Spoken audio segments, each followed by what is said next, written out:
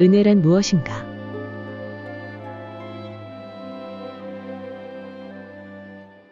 은혜란 무엇입니까?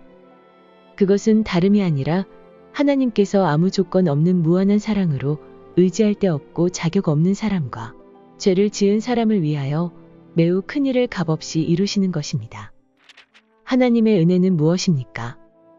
하나님의 은혜는 하나님께서 사람을 대신해 일하시는 것입니다. 율법은 하나님께서 사람에게 그분을 위해 일하라고 요구하시는 것인 반면에 은혜는 하나님께서 사람을 대신해 일하시는 것입니다. 그러므로 율법이란 무엇입니까? 율법은 하나님께서 친히 사람에게 그분을 위해 일하도록 요구하시는 것입니다. 행위란 무엇입니까? 행위는 사람이 스스로 하나님을 위하여 일하는 것입니다. 은혜란 무엇입니까? 은혜는 하나님께서 사람에게 무엇을 요구하시는 것이 아니고 하나님께서 사람이 행한 것을 받으시는 것도 아니며 하나님께서 친히 오셔서 무엇을 하시는 것입니다. 하나님께서 오셔서 사람을 위하여 일하시고 사람을 대신해 일하시는 이것이 바로 은혜입니다. 하나님의 은혜란 의지할 데 없고 비참하고 어려움이 있는 사람을 대신해 하나님께서 일하시는 것이기 때문에 세 가지 특징과 본질을 갖고 있습니다. 이 세 가지 특징과 본질은 하나님의 은혜를 이해하고자 하는 사람들이 필히 기억해 두어야 합니다. 이 세 가지 특징과 본질을 잊어버릴 때 우리가 죄인이라면 구원을 얻지 못하게 되고 우리가 그리스도인이라면 타락하고 실패하게 됩니다. 만일 우리가 하나님의 은혜의 특징과 본질을 본다면 하나님 앞에서 우리는 우리에게 때맞추어 도움이 되는 더 많은 은혜를 얻을 수 있습니다. 사람의 행위는 무엇입니까? 일반적으로 말해서 사람의 행위는 세 가지, 곧 사람의 범죄와 사람의 공적과 사람의 책임입니다. 사람이 올바르게 행하지 않은 모든 행위는 다 사람의 범죄이고 올바르게 행한 것은 다 사람의 공적입니다. 장래 감당하게 될 그것은 사람의 책임입니다. 여기에 세 가지가 있습니다. 즉, 사람의 행위가 악함으로 범죄가 있거나 올바름으로 공적이 있거나 하나님의 이런저런 요구에 응하여 책임이 있습니다.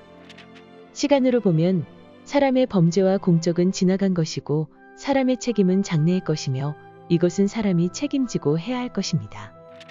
하나님의 은혜가 사람을 대신해 하나님께서 일하시는 것, 즉 죄를 범하고 약하고 경건하지 않고 의지할 데 없는 사람을 대신해 그분께서 일하시는 것이라면 여기서 우리는 하나님의 은혜가 사람의 범죄와 합할 수 없고 사람의 공적과 합할 수 없으며 사람의 책임과도 합할 수 없음을 볼 수 있습니다. 어디든지 범죄가 있는 곳에는 은혜가 존재하지 않고 공적이 있는 곳에도 은혜가 존재하지 않으며 책임이 있는 곳에도 은혜가 존재하지 않습니다. 하나님의 은혜가 은혜이려면 그 안에 범죄와 공적과 책임이 섞이지 말아야 합니다. 언제든지 범죄와 공적과 책임이 섞이는 곳에서 하나님의 은혜는 그 특징을 잃게 됩니다. 우리는 우리 그리스도인에게 좋은 행실이 있어야 한다는 말을 자주 듣습니다. 또한 우리가 하나님의 은혜에 보답해야 한다는 말을 자주 듣습니다. 이것은 오늘 교회 가운데서 보편적으로 하는 말들입니다. 그러나 나는 여러분에게 성경에서 우리가 마땅히 하나님의 은혜에 보답해야 한다고 하는 말씀을 찾아낼 수 있느냐고 묻겠습니다. 이 말은 너무나 모순입니다. 만일 보답을 필요로 한다면 그것은 은혜가 아닙니다. 만일 은혜라면 보답이 필요하지 않습니다. 신약 전체에서 무엇을 보답해야 한다는 말씀이 없음을 인해 하나님께 감사드립니다. 우리 그리스도인에게 좋은 행실이 있어야 하는 것은 사실입니다. 그러나 좋은 행실을 갖는 목적은 무엇입니까? 왜 주님을 위하여 고난을 당해야 합니까? 왜 주님을 위하여 수치를 당해야 합니까? 왜 주님을 섬겨야 합니까? 하나님께서 사랑으로 우리를 대하셨듯이 우리도 사랑으로 그분을 대해 드려야 합니다. 여기에는 장사하듯이 사고파는 사상이 전혀 없습니다. 하나님께서 우리에게 주신 만큼 우리도 그분께 드리는 것이 아닙니다. 그분께서 나를 사랑하시기 때문에 나도 그분을 사랑하지 않을 수 없는 것입니다. 그분은 나를 사랑하심으로 나를 위해 십자가에 못 박히셨으므로 나도 그분을 사랑하여 그분을 위해 즐거이 십자가를 지는 것입니다.